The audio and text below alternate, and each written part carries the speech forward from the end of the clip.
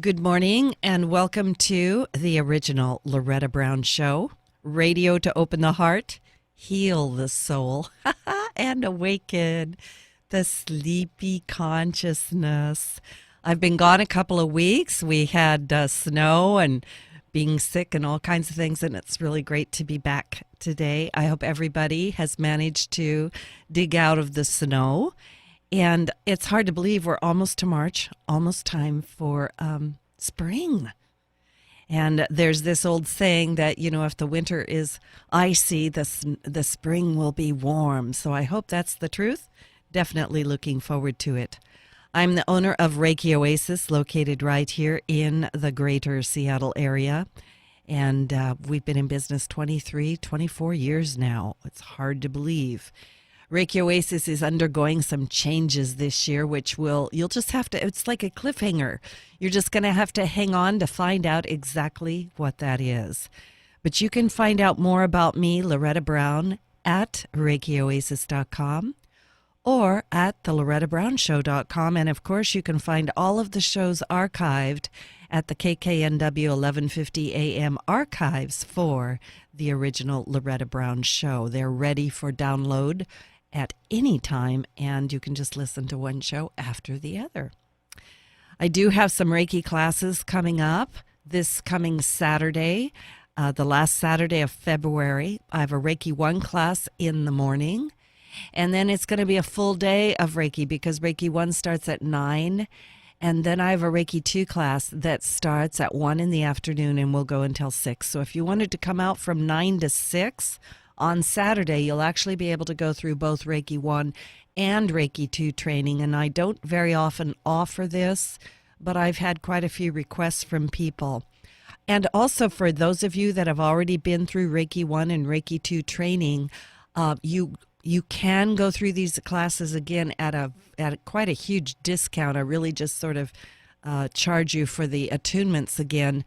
But I do take students from all masters, all lineages. I'm not particular that way. And so if you're interested in studying Reiki with me, send me a little email at ReikiOasis@gmail.com. And of course, you can sign up for everything at ReikiOasis.schedule.com. Let me say that again, ReikiOasis.schedule.com. And you can find out everything there to include appointments. By the way, people have asked me this. If you go to the scheduler and the dates are not in dark, it means those days are already full. And so you just have to go forward until you find a day that is in dark, in dark font, I suppose you might say, in bold, and click on that, and it will let you know what hours are available for an appointment. And like I say, you can make those appointments right online, which is a lot easier than trying to get a hold of me and scheduling with me, although I am there if you need the help. A big shout out to my supporters for this show. We are a listener-supported show. And if you want to be part of that, you can go to patreon.com/The Loretta Brown Show. And as ever, I am so grateful for all of my supporters. That's what keeps us on the air and keeps these shows coming to you with wonderful guests. A little astrology check-in, and then I'm going to go straight to my guest because I want to give her a lot of time to talk. We did have Chiron move into Aries on Monday, February 18th. This is one of the most anticipated transits of the year. Chiron will be in Aries all the way until April of 2027. Chiron spends so much time in Aries because it has a lot of work to do here. Aries is about the self. This is where it hurts the most. These wounds are related to our identity, to our sense of the self, and they can take a long time to heal, or if you're ready for them to heal, they can heal immediately. Chiron in Aries is where you feel you don't have the right to be yourself. Aries is concerned exactly with the affirmation of the self, but Chiron, the wounded healer, will challenge this affirmation of the self with the purpose of finding a higher order. Chiron is where we feel wounded, ashamed, broken, and inadequate. Chiron will challenge Aries' expression of the self, expression of individuality. Chiron in Aries is about the greatest wounds of all, the wound of identity. And the wound of identity is when we feel we just don't have the right to exist or to be here or to be who we know ourselves to truly be. For many people, and I think for all of us, this is the most painful wound of all because it's the most difficult to grasp. If you have any of the following symptoms, you have an identity wound. If you've ever said, I'm nobody, and you have an overall feeling of emptiness, I'm not enough, I don't fit in, I don't exist, a tendency to copy other people, but at the same time, a lack of defining role models. If you have a desire to remain unnoticed or a fear of being seen, or you're trying to be what I call one of the invisible people, you have an identity wound. If it's difficult for you to connect with your body or your feelings, or on the contrary, a continuous need to prove your uniqueness by behaving oddly or trying to stand out in a very strange way, this is an identity wound. Maybe you have a tendency to hurt yourself physically or psychologically.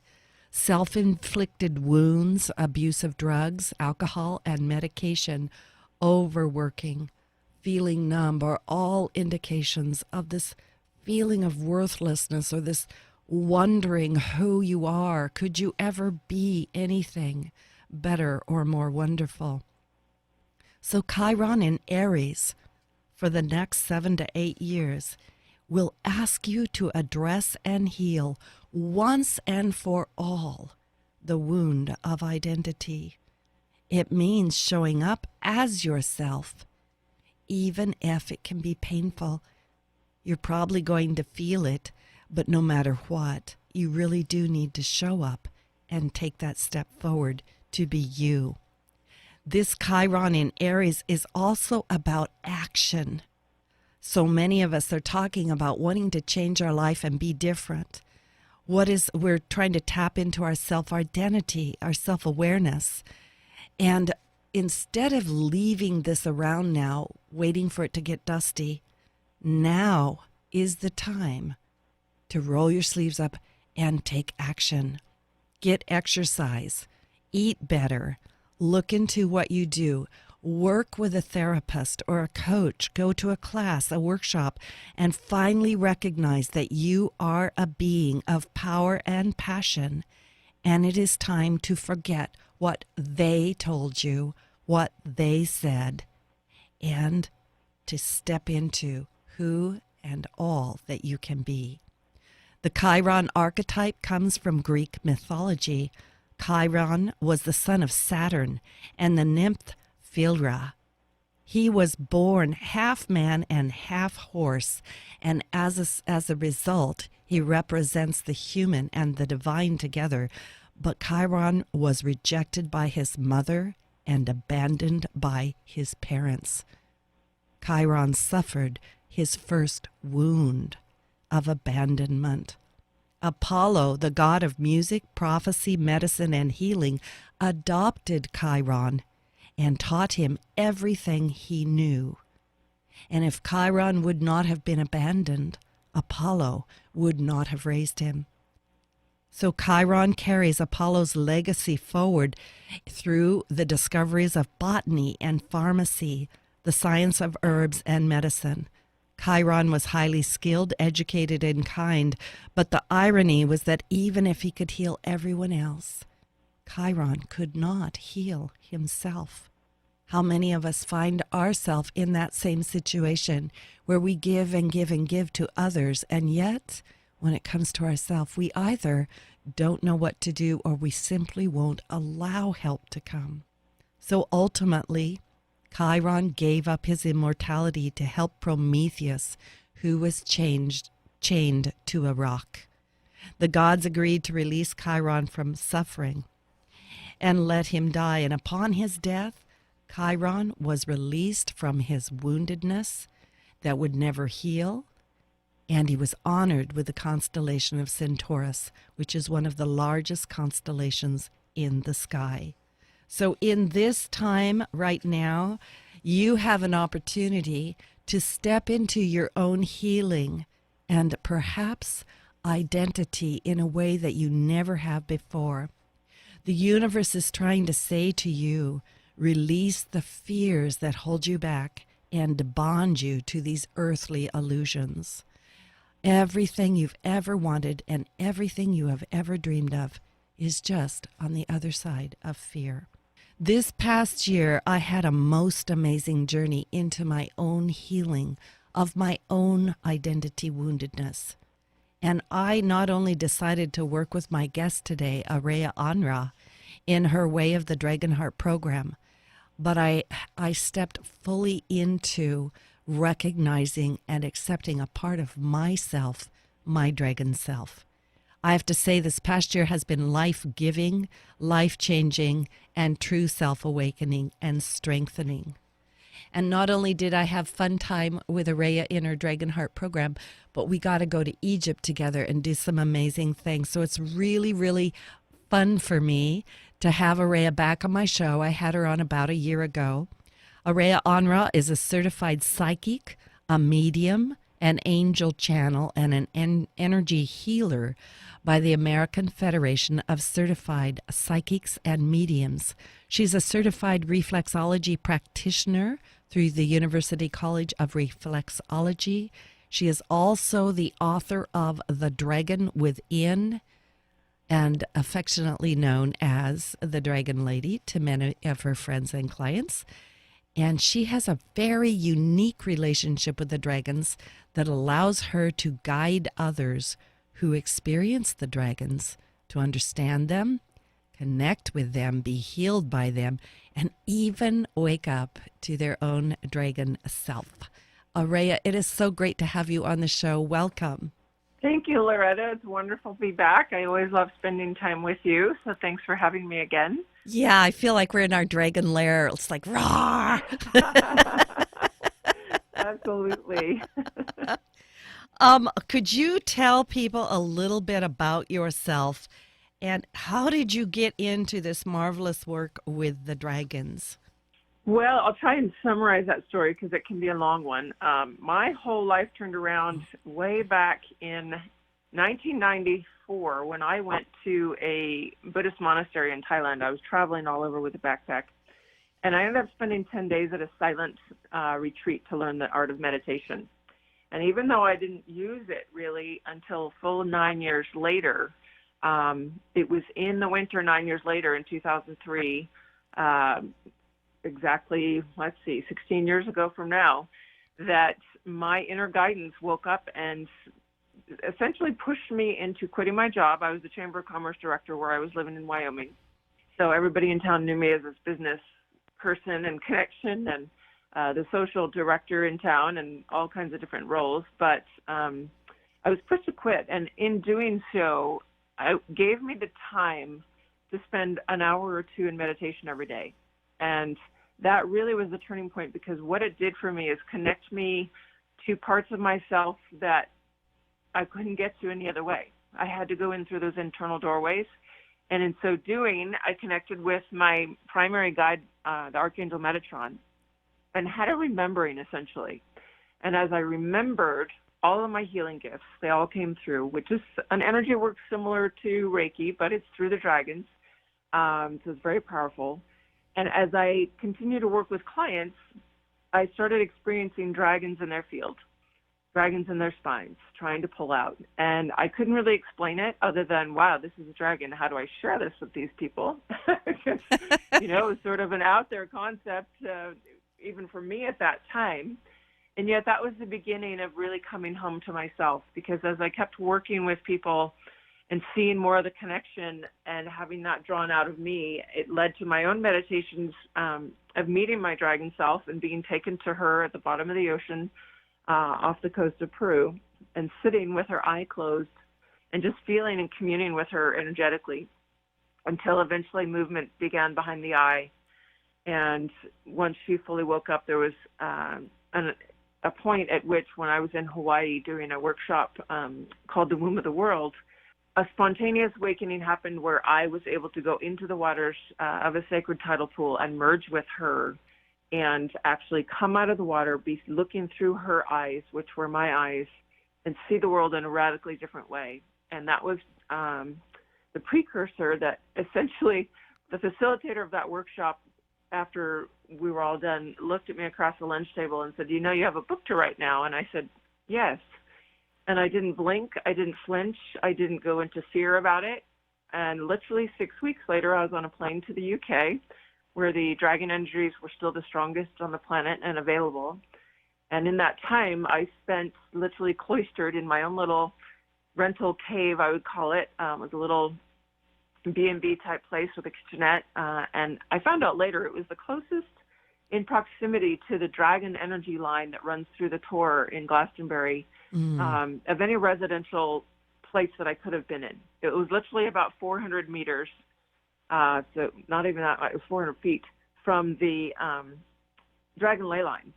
And so I was connecting to that energy and writing and bringing through each of the dragons to work with. And that's how the book got compiled and began everything. And that was in the fall of 2007. So since then, it's been a period of deepening my own work and then waiting for the world to actually be ready to embrace the dragon energies. And I would say in the last 2 years is when everything has sort of shifted, where people are starting to finally question or want to know deeper why they have a passion for all things dragon.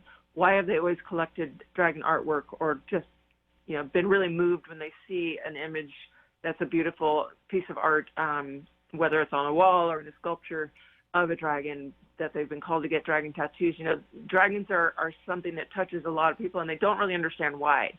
I love your story. I of course am thinking back over the last year, like when I did my last interview with you, which was Right. January of 2018, Yeah. and I hadn't gone through your program with you yet, but we both kind of thought maybe it was going to happen, right? And Yeah. I'm just thinking how many changes have happened just over the last year with the dragons, not only internally with me, but I know with you too. And this time that we're in, which is calling forth a lot of things that are really, really ancient. It, Yeah. it is. There's been Yeah. so much in the last year, and that's why I say it's been in the last two that really the world is ready to receive the energies, which is why everything's amped up. So as I got called forth really into full-time being that dragon guide and then starting to activate places around the world, because that was shown to me that because of who I am as dragon, there are locations around the world that energetically are part of the universal energy grids. You know, there are lots of people working on these and doing activations from the angelic realm perspective or different healing modalities. And the core of it, it's almost like this was all the precursor work.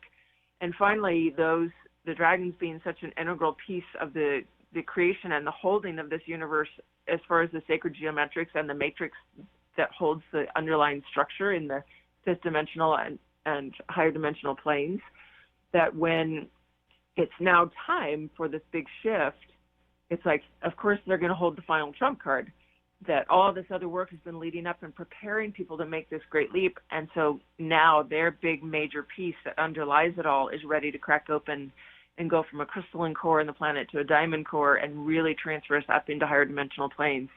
And so it's been a beautiful expansion for me to not only see the Dragon Heart program actually come together and have a group that can anchor in a large way that energy and activate it with me, but also to start seeing the activations around the planet, because as you were aware, you know, a big piece of what we did in Egypt and South Africa in November, and a lot of people probably felt this or knew something was happening around November 7th and the 10 days leading up to that. And they might look back in their life just listening to this and go, wow, I did have something very significant happen then in my own journey forward. And it's because that female black dragon that underlies the whole continent of Africa was raised back up. And that was such an integral piece. And so many more of those pieces are clicking into place now. And me being called forth to go to Mount Kailash next September and take a group on a sacred journey with the dragons through Tibet. and awaken the larger dragons in the landscape, and to be moved to go around places in the world to not only activate those spaces, but there are dragons in the land that people are starting to see and recognize, and they're ready to wake up. And so for me to have the opportunity working with clients or people in my classes to educate them on not only their own relationship with the dragons, but what they can do in the land around them when they can sense and feel and remember their connection to the dragons and recognize them in the land around them and help them wake up. And that's been, I think, one of the most exciting shifts in the last year, is starting to see not only the dragons all over the skies. I mean, I think you're well aware that in the last year, since the event that was March 19th, when that wave of energy came in from the rainbow realms and really started shifting things, how many more dragons we've been seeing in the sky. And that's a very good indicator to me of how much momentum and movement forward there is with the shift of awakening. And that's super exciting. Yeah, I'm giggling because, of course I'm in the radio station. I'm looking out the window and there's a dragon in the sky right now. Of course. Of course there is. It's just like our first activation point with the retreat in Sedona in September. It was the same thing. I landed in Phoenix, and as soon as I got in my rental car and left the airport, this massive dragon met me just sitting right over the highway driving north to Sedona, and he was with me all the way to Sedona, and then he said, "All right, your escort's gone," and disappeared. And I thought that was such an incredible gift to arrive. They always signify something very important for me to pay attention to when I see them in the sky. So hoping your listeners pay attention to that if they start looking at the skies and recognizing and seeing either dragons, or there's been a lot of phoenix and swan energy also in the skies this year. They are connected. But pay attention. They're trying to make you aware of either something you're listening to on the radio that's key for you to pay attention to, or a billboard you're passing by, or something you've been thinking about. Like, pay attention to that moment, because there's a deeper message. Yeah. I also want to say this because I'm still giggling about the fact that when I first got in the Dragon Heart program this past year, I was like telling you, I don't think I've really been connected to dragons. And then I got to looking around my house and went, oh my gosh, they're everywhere. Well, can I just tell the little story of you actually deciding to sign up? Because sure. you were really a little timid and a little tremorous about it. And you said, let me think about it overnight. Let me get back to you tomorrow. And as you hung up on the phone with me, someone knocked on your door within that 24 hours and brought you a gift, and they said, I know you really love angels, but for some reason I had to get this for you. And it's a dragon door knocker. So the dragons literally came knocking on your door to give you a sign that, yes, this is your direction, honey. Yeah. And I just want to tell the listeners, because I'm kind of pushing your programs a little bit here, like a lot, and my own programs. But every single time I would talk with Araya, because she does, if you work with her, she's amazing, and she does group sessions and well as private sessions. But almost immediately when we would get done, there would be some amazing dragon stuff, like, excuse me, like a client of mine walking into the room wearing a dragon sweatshirt, right? Right as soon as I've hung up the phone with you, right? Or I get the mail, and there on top is an ad for Dell computers with a picture of a dragon on it, right?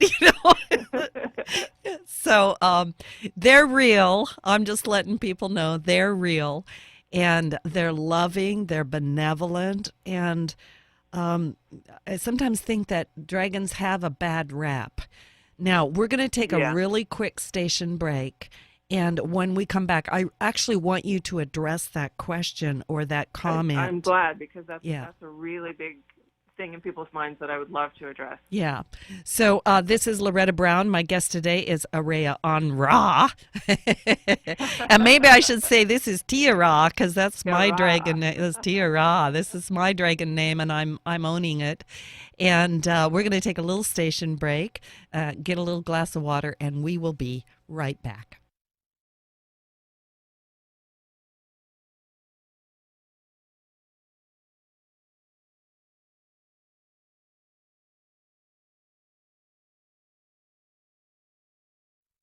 Did you know that Reiki healing can be done at a distance?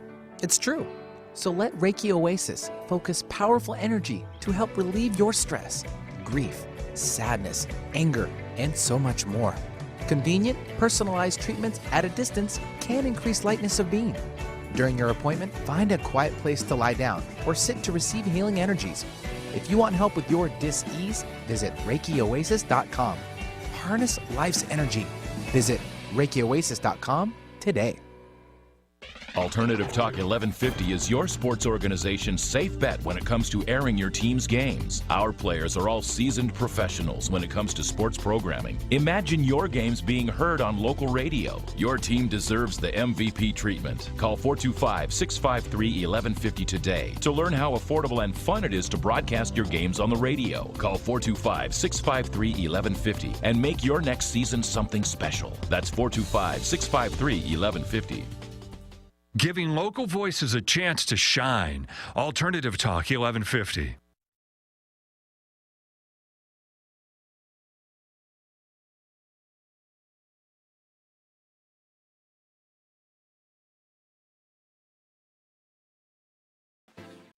Welcome back to the original Loretta Brown Show. You can find out more about me at KKNW 1150 AM, the original Loretta Brown Show, or ReikiOasis.com. My guest today is the amazing Dragon Lady herself, the Dragon Guide. I never quite know what to call you, but Dragon Guide is great. Dragon Interpreter, Dragon. The Dragon Seer. Yeah, the Dragon Seer. I'll go along with that. It's Araya ArNa. And just before the break, I brought up a subject that I think we need to talk about because I get asked about it all the time. Are dragons good or bad? Are they from the light? Are they from the dark? Should we be working with them? And can you please comment on that?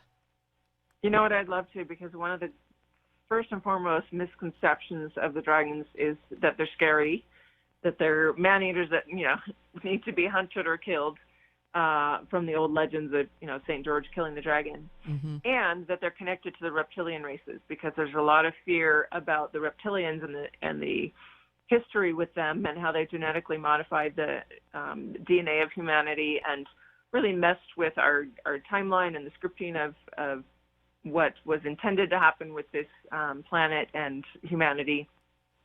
And so with that question, first and foremost, the dragons are not actually reptilian. And if you look back, and I loved when I saw this as fact, in the Natural History Museum, they had passed there was a large dinosaur named Sue. She's a T-Rex that was found in South Dakota, and she was at she's an exhibit that travels around, and she was here in Reno in the Children's Discovery Museum.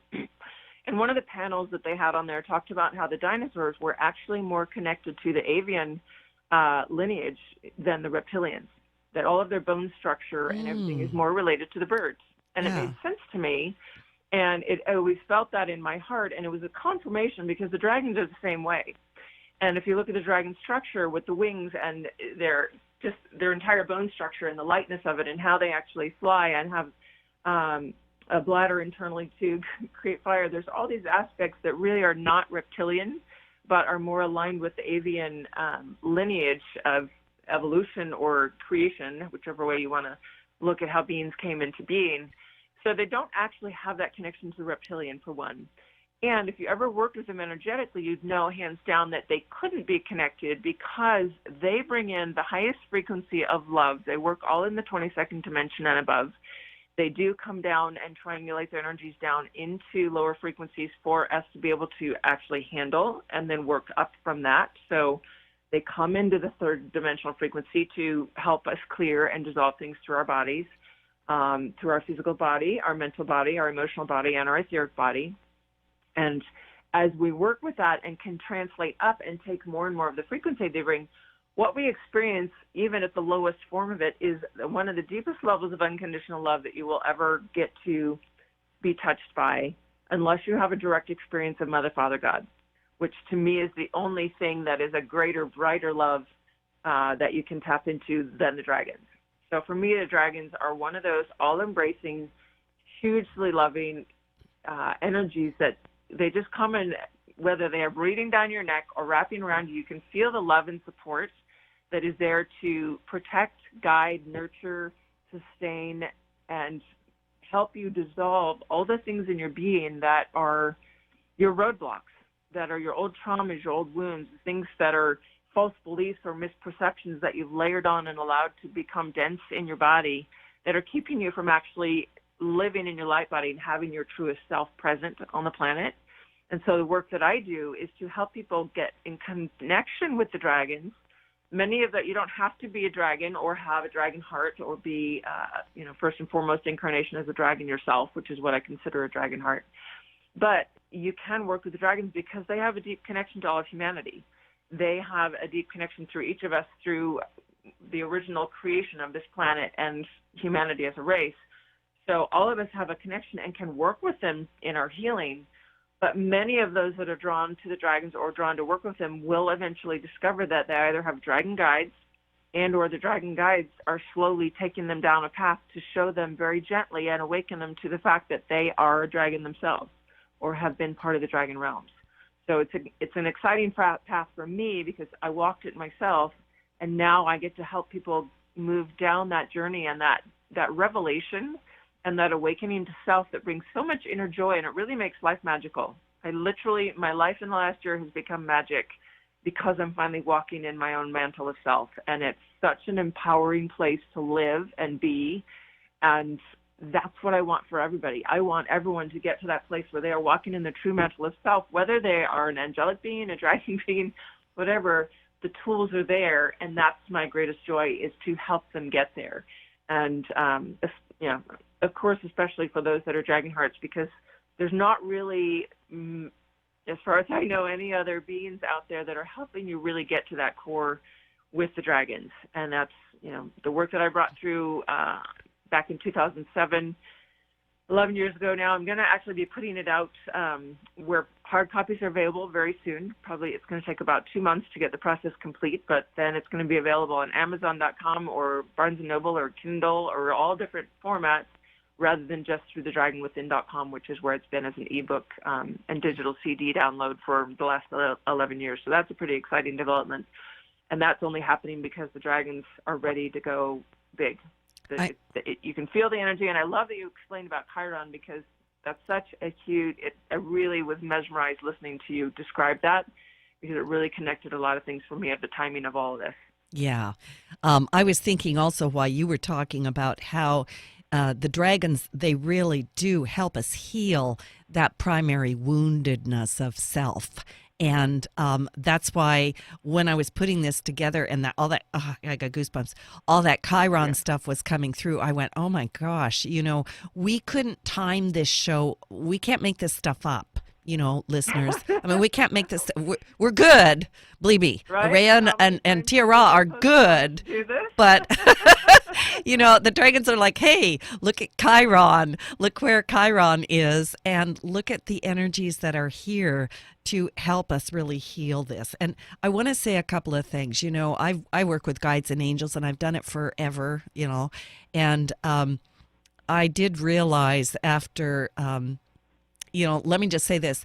I admitted that quite a few of my guides were dragon, and realized that I'd had an experience years ago when I went to India where in the city of Varanasi that I was working with Babaji, and he was asking me who my God was, and I said, I was raised Christian. He said, well, let's call and see who comes. And this giant dragon was trying to come, and I was resisting it, right? And listeners, don't get me wrong, God is a big subject. But, the dragons are here, and they're loving and benevolent. And I love this thing that, yes, they're more like birds. They're more like birds. I got a question for you just for clarity for the listeners. What is the difference between a dragon heart, a dragon keeper, a dragon master? What is give us a little more information there. Okay. So for me, in our first incarnation, so a soul, when it comes incarnate, it can be in any realm because it's a massive universe, right? So the original realm, one of the first, if not the first realms of creation in my memory and experience was the dragon realms that God created. And so any souls that were present in that were incarnate first and foremost as a dragon would find themselves considered now having an experience in humanity because they've come down in service to bring light and healing to this planet and help those that are first and foremost human actually move up the scale and frequency and evolve forward in love. That I would consider that a dragon heart. Mm-hmm. That they are eventually going to connect to that part of themselves that is fully dragon and bring that crystalline core dragon heart down into and merge it with their human heart and walk and live with that in total transparency, beaming out that massive love, which helps bring shift. A dragon keeper, on the other hand, would be someone who is choosing, who has been dragon, but is choosing to walk side by side with their dragon rather than walk as their dragon. So they would have their dragon come in and be their support guide or be walking side by side with them rather than merging with them at this point. A dragon master, I would consider anyone who dives into the work with the dragons and works with them to a level where they can call them in at will, where they will come to, where the dragons will come to their call, especially those of Middle Earth that will only come to dragon masters because the dragons test. One of the things in working with them is you will find yourself tested in your integrity and truth levels. And if you're not able to live in truth with yourself, then you will be asked to do a little bit more work in order for the higher level dragons to actually come and be accessed. Because they are so connected to the magical realms, they carry so much magic that can be misused, that there's really high guards and protections around who they come in and work with. And so there's this really deep level of integrity test. So a dragon master is one that continues to work with it and is actually connected to the dragons in a way that they will come when they call to be in service and help shift energy, whether it's clearing of land, clearing of groups of people, individual healing, whatever level they want to call the dragons in for that. That's great. Thank you for that clarification, because I know a lot of people are listening, and I also want to say this because I can feel it in my dragon heart, is if you're listening to this program and you're starting to feel like your heart's palpitating a little bit, like you're really getting engaged in this. By the way, thank you for listening. But number two, that there's an indication that this is speaking to you. The dragons are talking to you. And don't be afraid of that. Just sort of breathe into that a little bit. And I recommend you contact Araya and go deeper into that, because she does do readings around that. And Araya, does everybody have dragon guides? Well, those that are dragon hearts or dragon keepers would naturally have a dragon guide working with them to get them moved back into acceptance of that. Others that are maybe first and foremost human or first and foremost from the stars. A lot of people know or accept their star beings, that they've emanated from one of the star systems. A lot of people identify with Orion or Sirius in particular that I've encountered. But they don't have to have a dragon guide if they are first and foremost one of those other realm beings, but they might have that called in. If they've contracted, on a soul level and want to be working with the dragons, then a dragon guide will show up. But if there's a dragon guide present, there's most likely a deeper connection for you. So if you are having a healing, maybe you're getting massage work, or you're doing a Reiki session, or you're getting a crystal healing from someone, and they are picking up dragon energy in your field, or saying, wow, there's a golden dragon here working with us, or maybe a red dragon. The dragons come in so many different colors and forms. But if they're picking that up and sharing that with you, pay attention to it, because you might very well have a dragon showing up for a reason, trying to indicate some information for you that's going to open up more. So once you can start actually communicating with or calling in the dragons more consciously, that's going to lead to a faster healing, because the dragons, and you know this, they don't shortcut as far as cutting things out, but they are probably the most efficient healers that I've encountered. And, in 15, 20 years of healing work and expansion into my own spiritual journey, I came across a lot of different schools of thought, a lot of different practices and modems and modalities. And I will say, in working with the dragons, things move the fastest. I see the most rapid transformation in people because they don't mess around. They don't dilly-dally. They're here for a purpose. They're here to blast it, and they do blast it. They bring very, very powerful energies that move things out, burn things up, dissolve things, and get you shifted forward so that you actually have these incredibly powerful, what feels like a download or an opening to frequencies that are so incredibly high that you almost feel like you're floating. And once you get used to that and integrate a level of that, you know that you've shifted out of an old place of being, and then you start snowballing forward. And I think that's what you experienced last year in the Dragonheart program, was getting on that snowball of, whoa, things are going really quick here, and wow, seeing the shifts happen and change dramatically. Yeah, I'm just gonna like put my 2 cents in there. I'm not sure that I need to, but my dragon self wants to talk, and I've done healing work for years and years and years, and realized that I had been bringing dragons in. Like I say, I finally admitted it, and but what I've discovered this year through the work with Araya, and then also because my dragon self is doing, like when I work on people, the dragons come in and they are very efficient. They're very loving, but they are very efficient, is what I'm going to say. And I call them, sometimes it's like they're doing some sort of surgery of some kind that's like psychic surgery. Yes, it's indefinable. But literally, when they take something or they heal something, it's literally gone. And I think we've all had these experiences where we go, well, I guess that was gone, but now it seems like it's back again, right? And this is true shift in consciousness. I like what you said about frequencies. Last night I went to a channeled session with Paul Selleck, right? And he'll be on my radio show in a couple of weeks. But this idea that we're raising frequency, I think, is super important, especially for me as a sound healer, sound practitioner. We are stepping up into the upper room, if I could say such a thing, right? And the dragons are definitely part of this higher consciousness, this higher frequency. And I do want you to comment, but I'm just erping things out. The idea for healing, and healing is a word that we use carefully, especially on the air. Legally I can't heal anybody.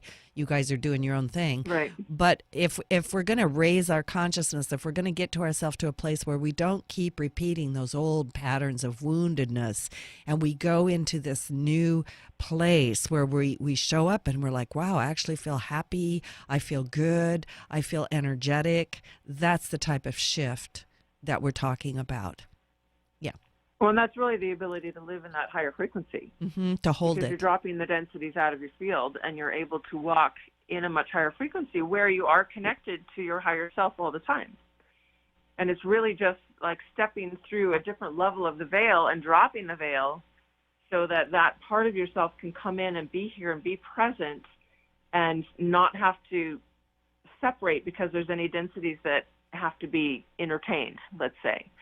And with the frequency levels that the dragons are bringing, and I love that you brought in sound healing, because I have noticed in my own work, years ago I started, and there was a level of sound healing that remembered and came through me on that winter in Wyoming when it all came back, and I was 36, and it was a very significant end of a 9-year cycle for me. And my sound healing came back in again in the last year, and it's almost that as if every single class I teach, meditation I do, or one-on-one session I do, there's always some part of it that involves high tones coming through that somehow even my vocal cords have shifted to bring through almost like chords. And I know you've experienced this because you're a sound healer with your voice as well, and having almost as if there's chords or multiple layered harmonics coming through my vocal cords at the same time, and you can just feel what they're doing. You can feel the frequency that's in the body, and it's something that is just coming through that dimension, what I consider the fourth dimension, that sound plane of frequency that is pure frequency, energetic, that comes through as tone and wavelengths of sound that translates from the fifth dimension and bridges into matter, and that's the bridge back out. If we're trying to get out of 3D, and this concept is talked about a lot of, well, we're shifting into the fifth dimension, or the fifth dimension is available. And actually, because the Pleiadians started finally coming in and working with us, which for me, the Pleiades is our galactic heart, that we're actually have up to the ninth dimensional frequencies available to move into. with the fifth dimensional being the lowest level of like, yeah, we're ready for that. But you actually can access a whole bunch more if you're ready to keep going. And that's where just the very subtle frequency differences just keep coming into higher layers. And even then, in that concept of sound, looking at it like octaves. Yeah. So if we're working in the third dimension, we're in a lower octave or scale on the scale of notes. We're in one of the lower octaves. And as we drop things out of our being and out of our dense self, all of our woundings and our traumas and our beliefs, as those drop out and we can move up a few notes, and now we're getting into a higher octave scale. And if you look at the whole piano above you and you see, oh, I've got 3 or 4 more scales I can go up, let's keep going a few keys at a time until we eventually are resonating in those highest notes, and that's the high frequency that we're moving into. Yeah. That's a really good analogy or way for people to have a visual of what we're talking about or get an idea in their head so they can translate into like, oh, a piano, I can see that, I can get that. Yeah, exactly. And I'm giggling because I'm like, we just need a major tune-up. Right? Tune it all up. Every single string, every particle of ourself needs a tune-up to that higher frequency, that higher octave. Yeah, the piano is a great visual for that. I love it. I knew it would hit home with you. And it's, I talk sometimes, and it's not me really talking. The dragons are coming through and sharing, and they're giggling in the background right now saying, well, we knew she'd love a piano. She's the pianist. Well, I'm laughing because, okay, I'm listening because that piano thing has been coming through like regularly. And even last night in the channeled session, it came out. The octave thing, the higher frequencies, and the piano. So you're definitely tapped in and tuned up and tuned in and all that kind of good stuff. And the dragons are having a great time with us. I think they like us. Another aspect. Yeah. We should mention that real quickly is how playful the dragons are. Yeah. They can be intimidating. They can be powerful. And sometimes you'll have experiences with them in a meditation where you're sort of taken aback or like, whoa, you're really big and powerful, because they are giant, they're massive, but they're also so playful. And some of the dragon guides I meet, they chuckle and giggle. And I had one guide wanting to take their clients, their homework was to find their giggle zone every day. And, another one will introduce themselves as Fred or Charlie or Frank, because it's easier to say than their long dragon name mantra of sound or their energetic signature. And so they have a sense of humor. And they're like, oh, yeah, call me Joe. Yeah. Okay. Joe the dragon. Yeah. I love it. They're very fun. They are fun. They are fun. They're really great. They're great. Now, what, and this can be a long answer or a short answer, because there's different colors of dragons. What do the colors of the dragons mean? Do they mean anything?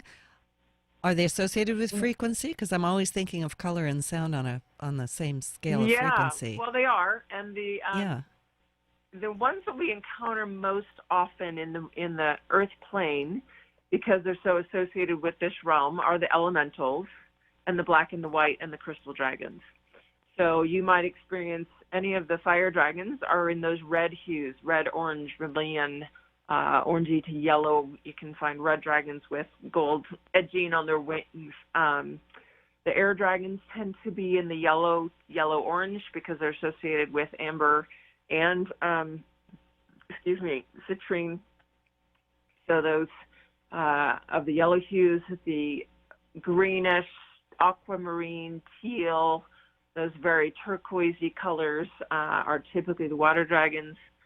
The earth dragons tend to be very dark brown to black, all the way to moss green, avocado green, merges of those, and then including sort of like an ochre, mustard, golden yellow for some of those that are the cave dwellers. So there's all random frequencies in that, and they can be merged. They can crossbreed. So you might have lineages of dragons that have come through that are maybe earth and air dragons merged, and so they would have a merging of those colors or markings, just like any ancestral lineage, that they change and merge over time. I had a very interesting experience recently. In higher up, as you get into the higher octave dragons, they tend to be metallics, silvers, coppers, golds, titanium, platinum, mercury, moving into plutoniums, the dragons from the Pleiades are much higher, even frequency in the metalloids. And I actually experienced recently, it was very cool because I had not met one before. I met a blue flame dragon and a white flame dragon. And that was a new experience for me to remember or recognize these beings, because they literally were made, as you know, when you look at a pilot light and you see that blue flame. Yeah. If you imagine a dragon made, his entire essence or being is that form and shape and color. It was incredible, so beautiful, and the frequency of it was a dimension that I hadn't been present around before, and so it was a really beautiful experience to see and get to meet. So there's all kinds. There are rainbow realm dragons. So there are those that actually have the pink to purple or white-breasted or the opalescent, shimmery, like the inside of an abalone shell, or carry all the rainbow colors within them, and the higher octave rainbow colors that are coming through the Pleiades with the bright tangerine, chartreuse green, lemon yellow, magenta, fuchsia. As we move up, the colors of the rainbow are actually shifting and changing when you can perceive those higher octaves. So there's so many different varieties and frequencies that they carry, and they all do carry a different gift. The Middle Earth dragons, the ruby, the emerald, the sapphire. I've met an amethyst dragon, and they do carry a frequency where you'll feel it connected, especially if you're into crystal healing or rocks, gemstones. When you connect with those dragons that are connected to those gemstones, you'll feel that frequency and almost feel like they're somehow made of amethyst, and yet they move like liquid. It's a very interesting phenomena to encounter those frequencies. Yeah, I have a dragon I work with that's way down in the earth, and she deals with the crystal fields down there. She's huge. And it's funny, I can feel her when she comes, or she's like I'm doing work, and it's like, oh, that crystal, or oh, that frequency, or that essence, right? Yeah. Yeah, it's interesting how it works. I love it. I absolutely love it. So, how can people get a hold of you, my darling dragon friend? I have two websites. Of course, the dragon site is the Dragon Within, or dragonwithin.com. And that's where the book is available. There's a link to my email through there and all the different programs going on right now, whether I have a book club starting this week. I'm in the middle of my 4-month Eye of the Dragon program. I'll be starting another one probably in the fall. And that's the precursor or first half of the Way of the Dragon Heart. I've got a Sacred Tibet with Dragons trip going on. So through that site, they can get a hold of me through the invokehealing.com site. And that is also got a book now button that would take you to my calendar, whether you want to try a free discovery call, a 20-minute call to talk about what you're looking for as far as healing, see if we're a good fit together, work together, 20-minute dragon readings, 75-minute sessions, or a full 12-week program that I do is available through the calendar. And if you're looking at that, just be aware that quite often I am booked 3 weeks out, and the calendar only books 3 weeks out. So just keep checking back if you're not seeing a slot open up.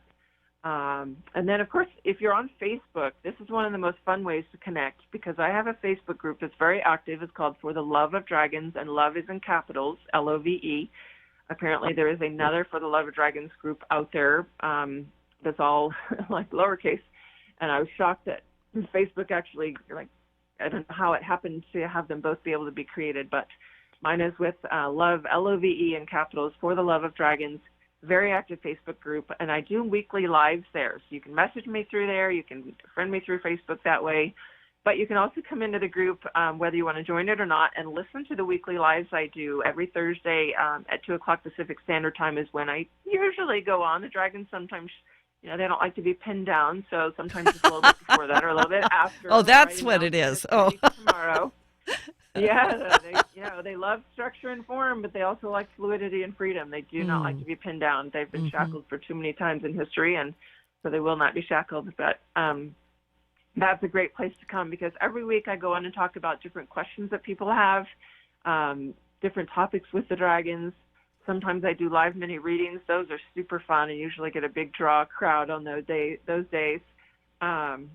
there's lots of ways to reach me, and either of those sites my email is araya@dragonwithin.com or araya@invokehealing.com.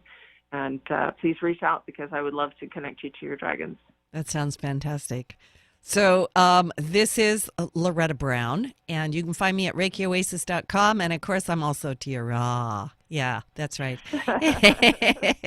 I like my name. It'll come out more and more. Just keep watching for it. My guest today is the amazing dragon interpreter, dragon lady, she is all things wonderful, ArNa.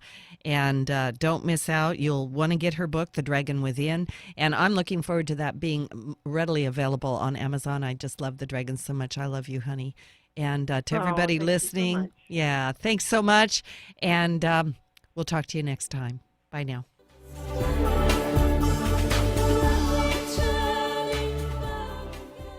The view